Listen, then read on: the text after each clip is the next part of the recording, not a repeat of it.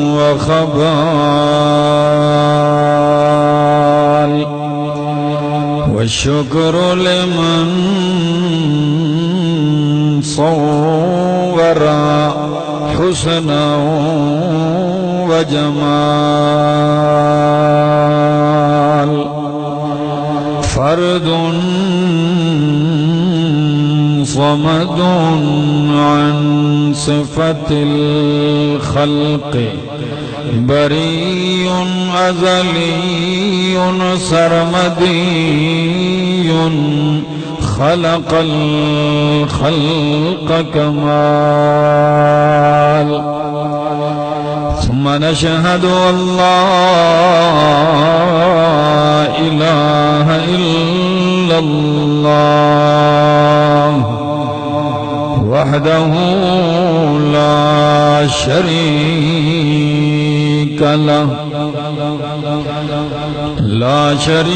له ولا نظير له ولا وزير له ولا مشير له ولا معين له ولا منازم له ولا مناظر له ولا مداني له ولا مجاور له ولا مقابل له ولا ضد ند جد جد جهد لا ولا مثل مثال مثيل مماثل له ونشهد أن سيدنا وسندنا وإمامنا وحبنا وحبيبنا وحبيب ربنا محمدا عبده ورسوله أما بعد فأعوذ بالله من الشيطان الرجيم بسم الله الرحمن الرحيم محمد رسول الله والذين معه أشداء على الكفار رحماء بينهم تراهم ركعا سجدا يبتغون فضلا من الله ورضوانا سيماهم في وجوههم من أثر السجود ذلك مثلهم في التوراة ومثلهم في الإنجيل وقال تعالى يا نساء النبي لستن كأحد من النساء إن اتقيتن فلا تخضعن بالقول فيطمع الذي في قلبه مرض وقلنا قولا معروفا وقرن في بيوتكن ولا تبرجن تبرج الجاهلية الأولى وأقمنا الصلاة وآتينا الزكاة وأطعنا الله ورسوله إنما يريد الله ليذهب عنكم الرجس أهل البيت ويطهركم تطهيرا واذكرن ما يتلى في بيوتكن من آيات الله والحكمة إن الله كان لطيفا خبيرا.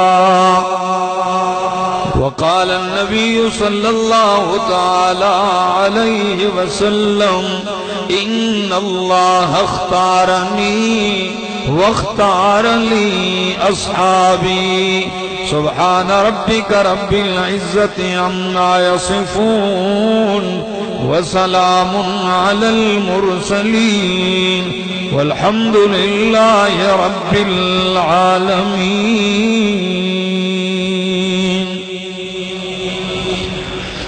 انتہائی قابل عزت، قابل احترام علماء کرام، طلباء عظام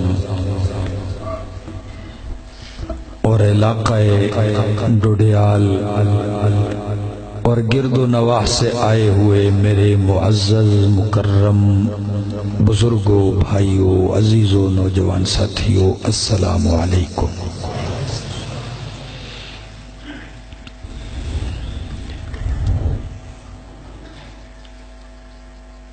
اپنی گفتگو کا آغاز صحابہ سے شروع کروں گا اور اہل بیت پہ ختم کروں گا.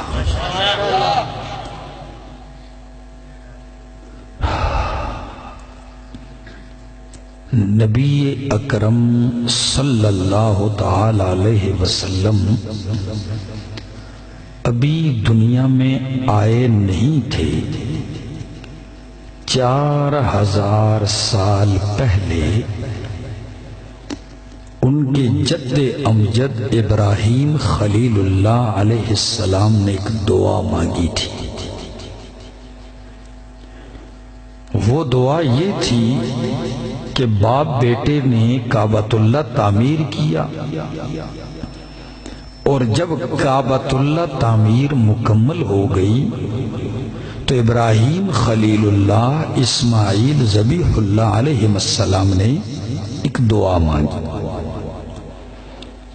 وہ دعا پڑھتا ہوں قرآن سے، اپنی بات شروع کرتا ہوں. دعا یہ تھی: ربنا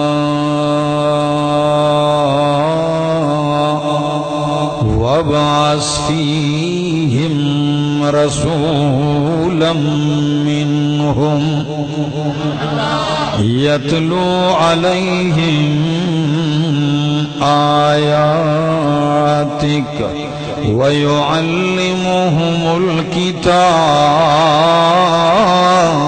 وَالْحِكْمَةَ رَبَّنَا وَابْعَثْ فِيهِمْ رَسُولًا. اے میرے پالنہار، میرے پروردگار، میرے ربا، مکان تیار ہو گیا، آباد کرنے والا مکین بھیج دے. مدرسہ تیار ہو گیا، درس بھی دینے والا مدرس عطا فرما. اللہ، مسجد تیار ہو گئی ہے، خطبہ دینے والا امام و خطیب عطا فرما. اور ہو بھی کون؟ رسولا منہم، وہ شان والا رسول، وہ عظمت و تعظیم والا رسول. وہ کرے گا کیا کہ فرمایا: یتلو علیہم آیاتکا، تیری آیتیں پڑھ پڑھ کے سنائے گا. نبی کا کام بتا رہا ہوں. نمبر 2، وَيُعَلِّمُهُمُ الْكِتَابَ، وہ اس کتاب کی تعلیم دے گا. قرآن کی کیا دے گا؟ تعلیم دے گا. چکوال والو، خدا را لمبی گفتگو نہیں، مختصر سا وقت لے کے آیا ہوں. دل کی تختی سامنے کیجئے، قرآن کی بات نقش کیجئے. اللہ کے پاک پیغمبر ابراہیم خلیل اللہ نے 4000 سال پہلے بتا دیا کہ آخری پیغمبر کیا کرے گا. یعلمہم الکتاب، وہ کتاب کی تعلیم دے گا. وہ قرآن کا معلم بن کے آئے گا، تعلیم قرآن دے گا.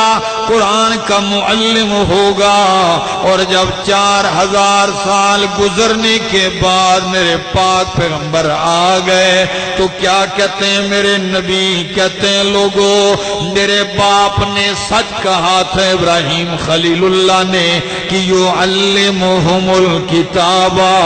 میں بھی آ کے وہی اقرار کرتا ہوں، انما بعثت معلما، اللہ نے مجھے معلم بنا کر بھیج دیا ہے۔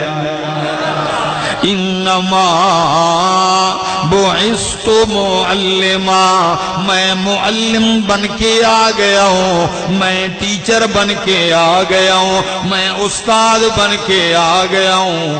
اور آپ پڑھے لکھے لوگ ہیں، جانتے ہیں ہر استاد ایک کلاس پہ محنت کرتا ہے کہ نہیں؟ سکول کا استاد، یونیورسٹی کا استاد، مدرسے کا استاد اپنے شاگردوں کی کلاس پہ محنت کرتا ہے، ان پہ اپنی زندگی لگاتا ہے، ان پہ اپنی تعلیم کی محنت اور جستجو کرتا ہے، پھر دیکھتا ہے کون سے میرے شاگرد نامور ہیں، پھر ان میں سے چند دانے چنتا ہے، اور چننے کے بعد پھر انہیں میدان میں اتارتا ہے، بڑے بڑے جلسوں میں، بڑے بڑے پروگراموں میں پیش کرتا ہے۔ یہ میرا شاگرد نعت پڑھے گا، یہ تلاوت کرے گا، یہ تقریر کرے گا، یہ نظم پیش کرے گا۔ ہوتا ہے کہ نہیں دنیا میں بڑے بڑے سکالر، بڑے بڑے پروفیسر، بڑے بڑے ٹیچر اور مدرس اور علماء شیوخ بیٹھے ہوتے ہیں، وہ مقابلے میں نمبر دیتے ہیں کہ یہ پاس ہے، فیل ہے، پہلا نمبر ہے، دوسرا ہے، کیونکہ شاگرد کی شہرت یہ استاد کی شہرت ہے، شاگرد کی قابلیت یہ استاد کی قابلیت ہے، شاگرد کی عزت یہ استاد کی عزت ہے۔ تو میرے پیغمبر نے بھی ایک کلاس تیار کی ہے، ایک شاگردوں کی جماعت تیار کی ہے، اور وہ جماعت صحابہ کرام کی ہے۔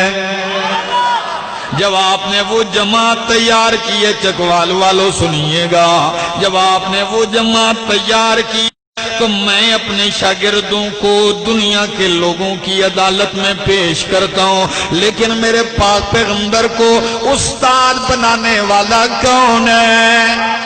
اللہ ہے۔ تو آپ نے اپنی جماعت شاگردوں کو میری اور آپ کی عدالت میں پیش نہیں کیا کہ چکوال والوں تم بتاؤ میرے شاگرد پاس ہیں یا فیل ہیں، ڈڈیال والوں تم بتاؤ میری محنت کیسے ہے۔ نانا، میرے پیغمبر نے اپنے شاگردوں کی جماعت اللہ کی عدالت میں پیش کی ہے، اور جب اللہ کی عدالت میں پیش کی فرمایا ربا میں نے محنت کی ہے، میں نے محنت کی ہے، زندگی لگائی ہے، جستجو کی ہے، میں نے جو تو نے کتاب دی اس کی تعلیم دی ہے، ان کو قرآن کی تعلیم سے تیار کیا ہے میرے ربا، اب تو ہی ان کا امتحان لے کے بتا یہ پاس ہو گئے ہیں یا فیل ہو گئے ہیں۔ اللہ نے فرمایا میرے پیغمبر سن لیجئے، امتحن اللہ قلوبہم للتقوی، میرے پیغمبر میں نے تیرے شاگردوں کے دلوں کا امتحان لے لیا ہے۔ یا اللہ کیا نتیجہ نکلا ہے، کیسے ہیں؟ اللہ نے فرمایا نتیجہ سنتے جائیے، قرآن سنتے جائیے چکوال والو۔ اللہ کیا نتیجہ ذکر کرتے ہیں؟ اللہ فرماتے ہیں اولئک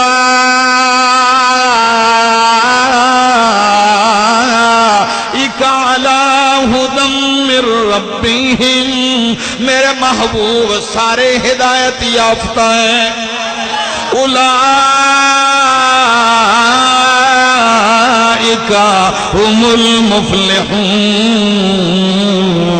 سارے کامیاب ہیں، سارے پاس ہیں۔ اولئک هم الراشدون،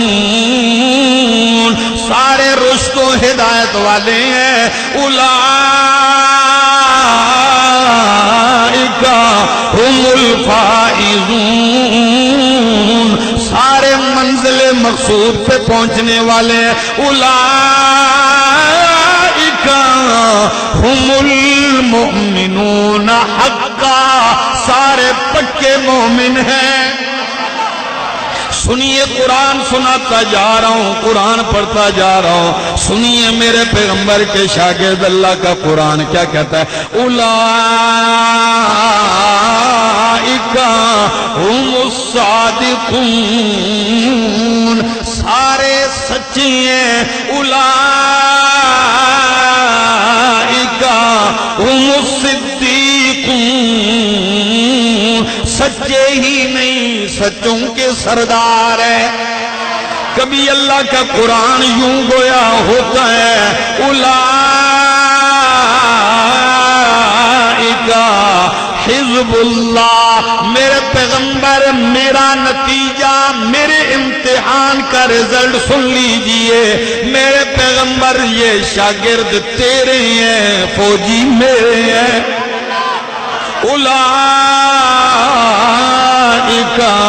حزب اللہ، یہ میرے لشکر ہیں، میرے فوجی ہیں. اللہ اکبر. یہ قرآن نے نتیجہ ذکر کیا. سنتے جائیے اللہ کا کلام تاکہ پتہ چلے جب شاگردوں کا یہ مقام ہے تو استاد کا مقام کیا ہوگا. اندازہ تو لگائیے میرے پیغمبر نے 23 سال میں کتنی محنت کی ہوگی، کتنی آپ نے مشقت اٹھائی ہوگی، آپ نے کتنے اخلاص سے کتنی محنت جہد مسلسل کی ہوگی. سنتے جائیے. آج ہم بھی لگے ہیں، ہم بھی اپنی محنت دیکھ لیں اور میرے پیغمبر کی محنت دیکھیے. اللہ کا قرآن کہتا ہے کتب فی قلوبہم الایمان.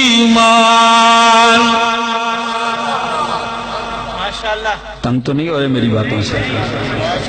آپ پیچھے اندھیرے میں جو بیٹھے ہیں وہ مجھے نظر نہیں آ رہے، بس آپ آواز سے مجھے سمجھ آ رہی ہے کہ آپ سن رہے ہیں. سنیے ذرا. ایسے موقع بہت کم آتے ہیں. زندگی کا کوئی پتہ نہیں، آئندہ ہو محفل اور ہم میں سے کہیں نہ ہو، کوئی گارنٹی نہیں ہے. میرا دوست سن لیجئے. فرمایا کتب فی قلوبہم الایمان. میرے پیغمبر تیرے شاگردوں کے دلوں میں نے ایمان خود لکھ دیا ہے. کس نے لکھا؟ کتب فی قلوبہم الایمان. اب آپ کہیں گے میں لکھوں مٹ جائے گا، تم لکھو مٹ جائے گا.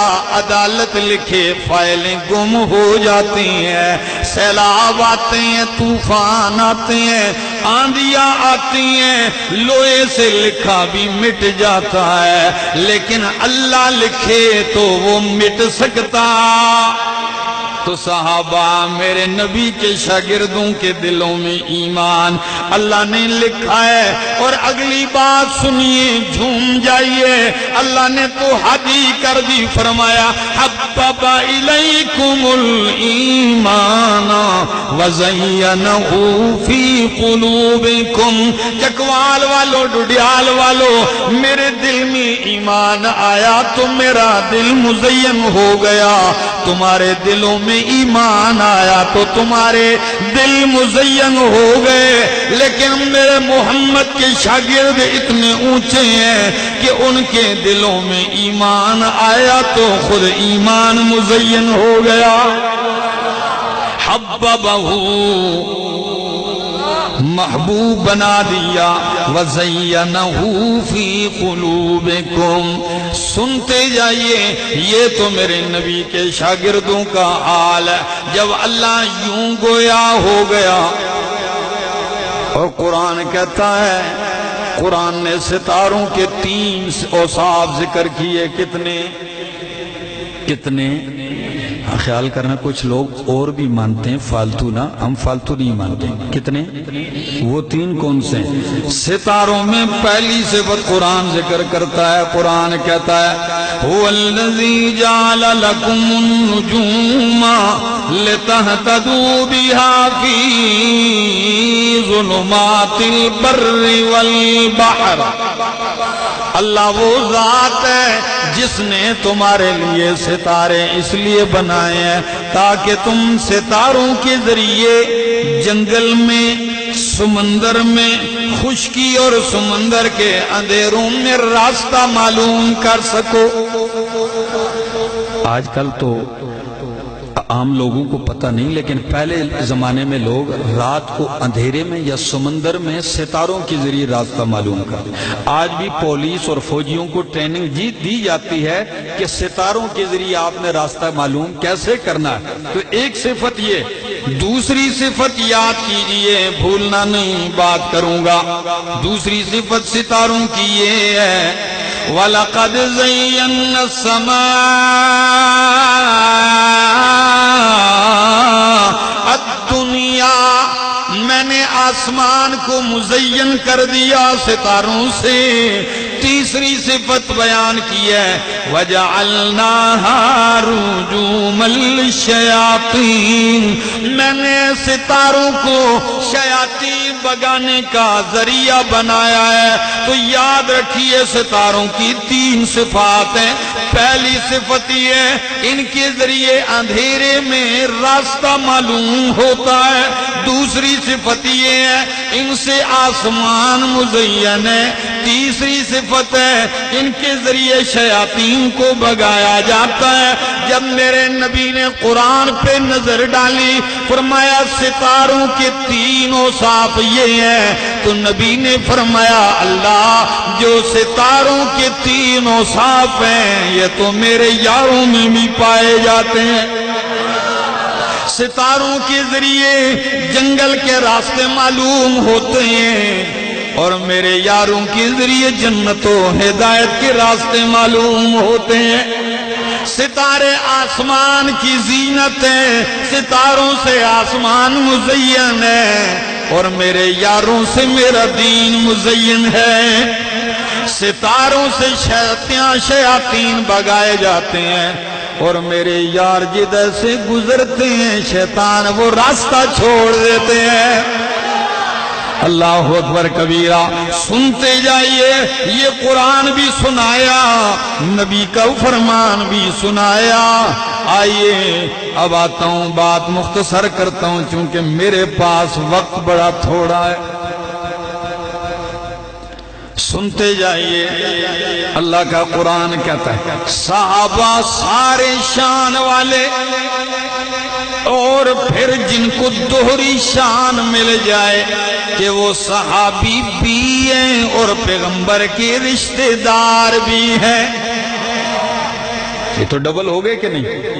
دوہری نسبت مل گئی ان کی شان کے کیا کہنے۔ قرآن کیا کہتا ہے؟ اب دیکھیے پیغمبر کی بیویاں بھی اہل بیت ہیں کہ نہیں؟ کیونکہ آپ جانتے ہیں بیت کہتے ہیں گھر کو اور اہل کہتے ہیں والی۔ تو گھر والے، گھر والی بندہ کس کو کہتا ہے؟ بولو، بیوی کو۔ تو بیویاں بھی اہل بیت اور بچے بھی اہل بیت۔ اب ذرا میں مولانا صاحب نے ایک حدیث بیان کی، بہت بہترین گفتگو فرما رہے تھے نبی۔ میں قرآن پڑھتا ہوں پھر آتا ہوں اپنی بات کی طرف۔ اللہ کا پاک پیغمبر قرآن مقدس سنیے، قرآن کیا کہتا ہے؟ یا نساء النبی لستن کأحد من النساء، یا نساء النبی، اے نبی کی بیویو، اے امہات المومنین، او مومنوں کی ماں۔ نبی کی بیویاں امت کی مومنوں کی کیا ہیں؟ ہاں ہاں، اللہ کا قرآن کہتا ہے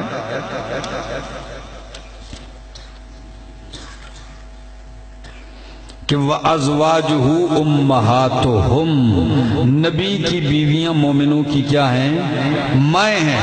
اب ان ماؤں کو قرآن خطاب کرتا ہے، اللہ فرماتے ہیں یا نساء النبی، اے نبی کی بیویوں سن لو، تمہاری شان کوئی اور کیا بیان کرے گا، میں خالق کائنات ہی بیان کر دیتا ہوں کہ لستن کاحد من النساء، تم جہان کی کسی عورت کی طرح نہیں ہو، جہان کی کوئی عورت تمہاری جیسی اور عورتوں جیسی تم نہیں ہو، اس لیے تمہاری شان نرالی ہے، میرا نبی سب سے اونچا، تو نبی کی زندگی